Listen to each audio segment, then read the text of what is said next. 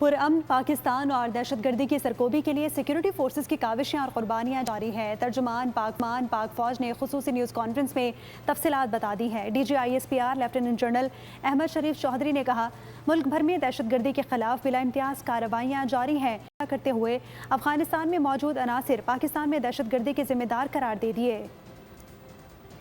Average of 10 terrorists being killed every day, which is the highest ratio ever.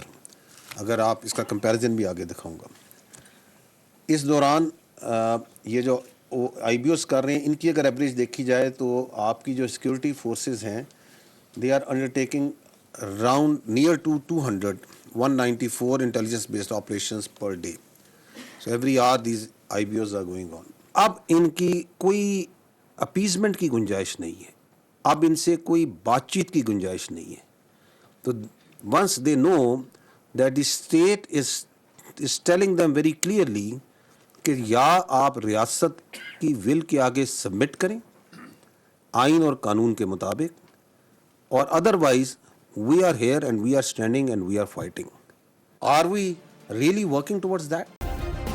Subscribe کریں اور بیل دبائیں تاکہ کوئی خبر رہ نہ جائے۔